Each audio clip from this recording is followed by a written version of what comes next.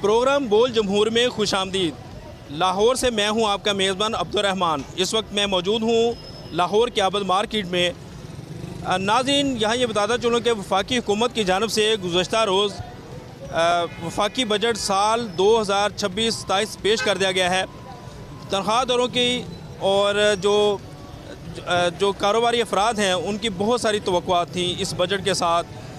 ये तवक्कुआत उनकी और उनकी उम्मीदें पूरी हुई हैं या ये बजट जो है अल्फाज का गोरख धंधा और अदाद-ओ-शुमार का गोरख धंधा साबित हुआ है, ये सब जानते हैं जो तनख्वाहदार हैं उनसे भी और जो कारोबारी अफराद हैं उनसे भी। तो इस वक्त मेरे साथ मौजूद हैं आप भाईजान, पहले अपना तारफ़ करा दें, आपका नाम क्या है, कहाँ से आए हैं और कोई ख़रीदारी करने आए हैं, बजट को कैसा देख रहे हैं? मेरा नाम दुशान तारिक है, मैं एक निजी कंपनी है उसमें एम्प्लॉय हूँ और आज आबिद मार्केट आया था बच्चों के लिए कोई कूलर वगैरह देखने। लेकिन यहाँ पे जो रेट्स हैं और जो आज बजट पेश हुआ है तनख्वाहदार तबके का सिर्फ 7% इजाफे थे।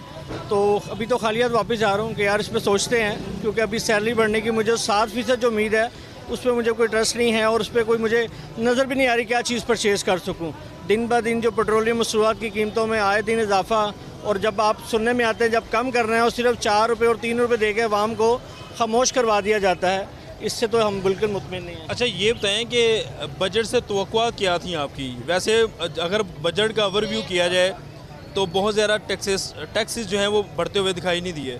तो आप तनख्वाहदार चूँकि तबके से तल्लक रखते हैं तो आप उनकी नुमाइंदगी करते हुए ये बता दें कि कितने फ़ीसद आपको उम्मीद थी कि तनख्वाहों में इजाफा होगा? देखिए, अगर टू बी ऑनेस्ट बात करें 10-15% जो हमारा हर साल इंक्रीमेंट होता है, अगर महंगाई की रोशनी देखें तो वो 35-40% पे जाती है। अब वो भी जो आप 7% सिर्फ सैलरी इजाफा करें तो उसमें तो सर्वाइविंग मुश्किल हो जाएगी मेरे ख्याल में। हुकूमत से कोई मुतालबा करेंगे? बिल्कुल मुतालबा है जी, जितने तनख्वाहदार तबका उनके लिए सोचना चाहिए और एक पूरा जैसे इन्होंने एक अलाइनमेंट कर दी कि यार 50,000 मिनिमम सैलरी करें। जो 32,000 है मेरे ख्याल लास्ट इन्होंने जो अनाउंस की थी, अब शायद 38,000 करने जा रहे हैं, लेकिन मिनिमम 50,000 सैलरी हो ताकि लोगों की सर्वाइवल आसान हो। बिल भी आपने पे करने हैं, आपने पेट्रोल भी डलवाना है, आपने खुर्दुन शिशा चीज़ परचेज़ करनी है, ऑयल की कीमतें बढ़ रही हैं, घी की कीमतें बढ़ रही हैं, तो सैलरी पर्सन काफ़ी डिस्टर्ब है इसमें।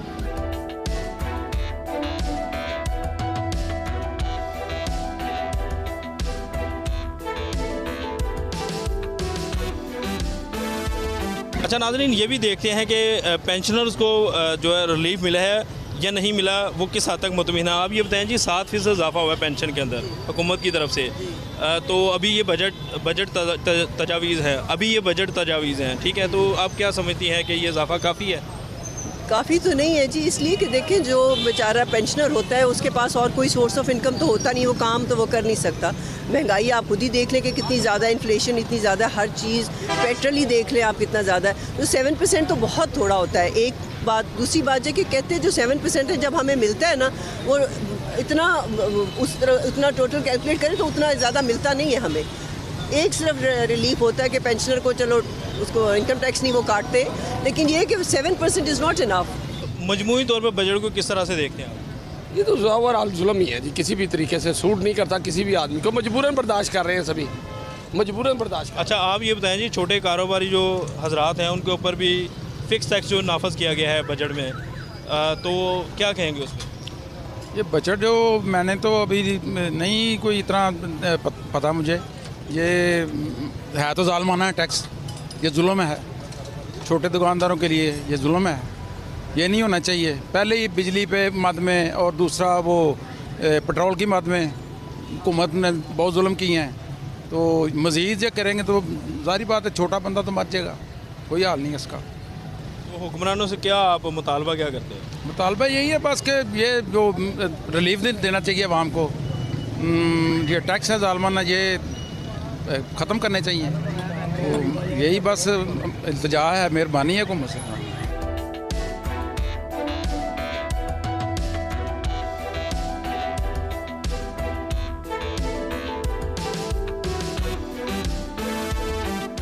वफाकी कम करने से हमें कोई फ़र्क नहीं पड़ता। जिस प्रॉपर्टी की आप बात करते हैं उस प्रॉपर्टी की तो हम खरीद नहीं सकते, हम तो अपनी रोटी पूरी करना बड़ी मुश्किल हुआ है। ये देखें लाइन लगी हुई है रिक्शों की, ठीक है, अब घर से निकलते हैं, यकीन माने मैं घर से निकला हूँ, सबसे पहले तो भजन गैस डलवाने गया हूँ, 580 रुपये रेट है आज गैस का। सर 4-4.5 किलो गैस डलवाई है रिक्शे में, 2500 रुपये दे के आ गया हूँ, ठीक है जी। उसके बाद आया हूँ खाली रिक्शे पे, भाटी रोका है जी, हाँ जी जनाब चलान। मैं कहा सर कागज़ नहीं पूछोगे? कहता जी कागज़ की चलान कराओ, चलान है। 5 मिनट में अपना बैंक अकाउंट खोलो and get your Mashreq Neo master card. अब करो ग्रोसरी बेफिक्र होकर। तुसी रक्षा कढ़िया करो, चलान है, बस चलान भुगतो। मैं कहा जी ये तो कोई गल ही नहीं की, गलत गल है कि चलान। अच्छा, गुजारा कैसे हो रहा है? मेरी बात सुनो ना। सर एक बंदा, मैं वही तो आपको बता रहा हूँ कि सर घर से जो बंदा 3500 रुपये लेकर घर से निकलेगा कि मैंने 2000 की गैस डलवानी है, 1000 का चलान करवाना है, कोई 500 अपने खाने पीने के लिए करना है, घर में कहाँ 3500 पड़ा हुआ है? यहाँ पे मार्केट में सूरत हाल नहीं है, झूठे पे लाना था, सुबह की बिस्मिल्लाह नहीं की। ये टाइम क्या हो गया? मार्केट बंद होने वाली है सर, टाइम हो गया है, अल्लाह आपका भला करे, 8:02, अभी तक बिस्मिल्लाह नहीं की। तो क्या हम घर में क्या लेके जाएंगे, घर से क्या लेके आएंगे? घर में रखा होगा तो आएंगे ना। अच्छा, जो बजट है उससे मुतमिन है या नहीं है? ये बिल्कुल मुतमिन नहीं है, बजट से भी मुतमिन नहीं है और इस हुकूमत से भी मुतमिन नहीं है भाईजान। अब हमारी जान छोड़ देनी चाहिए इन लोगों को।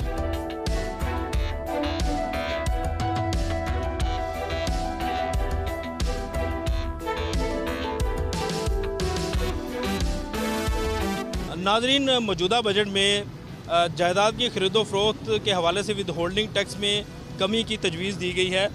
इसी बाबत जानते हैं जी। एक तो सुपर टैक्स ख़त्म किया है जो तजवीज़ है, और दूसरा विद होल्डिंग टैक्स जो है उसमें कमी की गई है।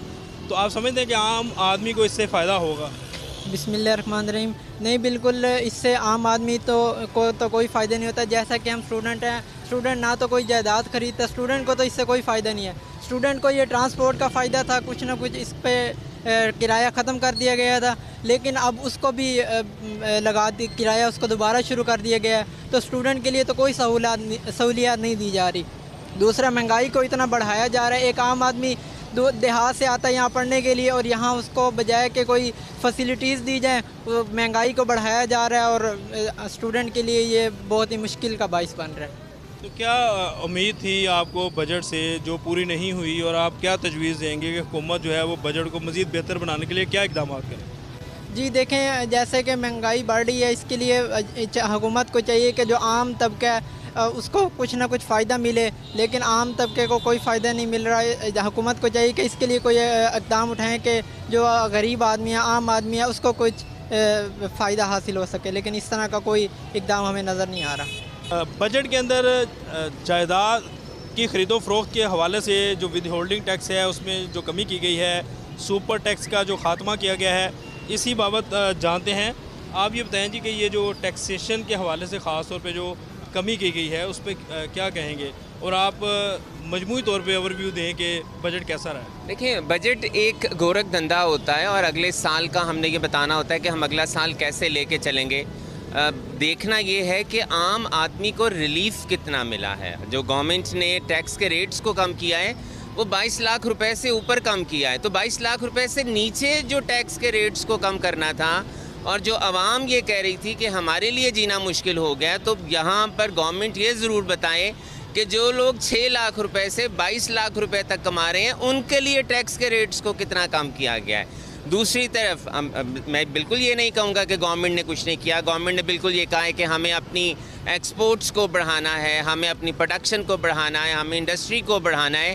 गवर्नमेंट ने ये कहा कि हमारे इस वक्त फॉरेन रिजर्व्स बहुत से हैं, तो गवर्नमेंट को ये भी बताना चाहिए कि हमने मुल्क ने कर्जा कितना देना है, और इस वक्त जो फॉरेन रिजर्व्स हमारे पास हैं वो कितने हमारे दोस्त ममालिक के पड़े हैं, और क्यों हमारा जो इस वक्त जो इन्फ्लेशन का रेट है जो बढ़ गया है उसको कम कैसे करना है।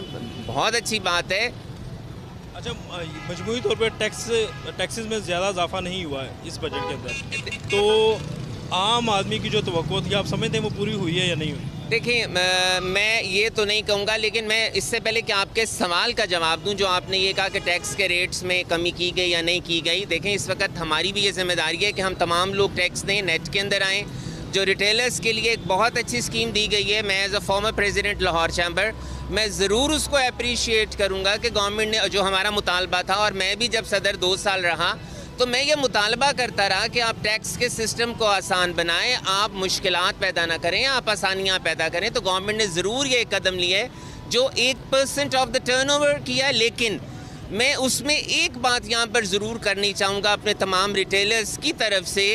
हमें इस बात की गारंटी कौन देगा कि अगर टोटल टर्नओवर पे 1% टैक्स लगा है तो ये दिसंबर में जाके चेंज नहीं हो जाएगा और ये कंटिन्यू रहेगा। हमारा जो इस वक्त सबसे बड़ा मसला है वो कंसिस्टेंसी और कंटिन्यूटी ऑफ पॉलिसीज़ का है। हमें ये पता ही नहीं कि गवर्नमेंट अगर आज एक बयान देती है या एक पॉलिसी इम्प्लीमेंट करती है तो वो 3 महीने के बाद उसको चेंज ना कर ले। 25,000 पे जो है फिक्स टैक्स कर दिया गया, छोटे जो दुकानदार हैं वो इस पर भी खुश नहीं हो रहे।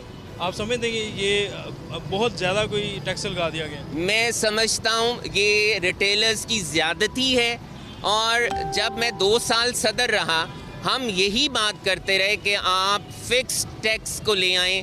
गवर्नमेंट ने एक ये बहुत अच्छी स्कीम दी है, तमाम रिटेलर्स से कहा है कि गवर्नमेंट ने ये तो नहीं कहा कि आप नॉर्मल टैक्स रजीम में ना आए। गवर्नमेंट ने तो आपको ऑप्शन दी है जो कि हम भी यही कहते थे।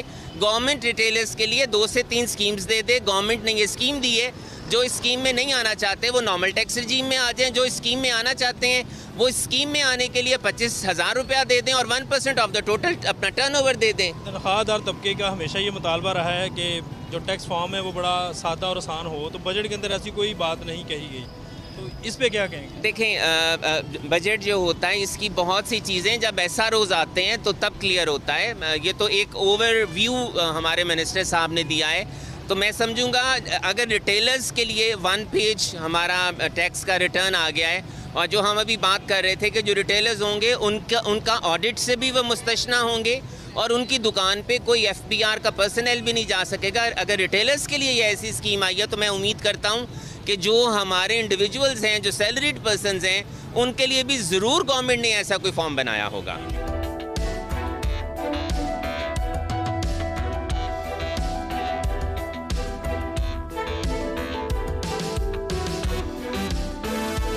बजट से पहले तनख्वाहदार तबका बड़ा पुरुमीद था कि बजट जो है उसमें उनके लिए बहुत सारे उनकी तनख्वाहों में इजाफ़ा होगा।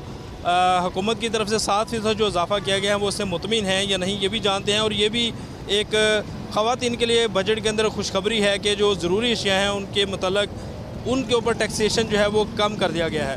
तो इस वक्त आप ये बताएं जी कि ये जो तनख्वाह में 7% इजाफ़ा हुआ है उससे किस हद तक आप मुतमिन हैं? आप सरकारी मुलाजम होने की हैसियत से बताएं, और जो सरकारी मुलाजम नहीं हैं उनकी तनख्वाहें तो नहीं बढ़ी, तो क्या कहेंगे?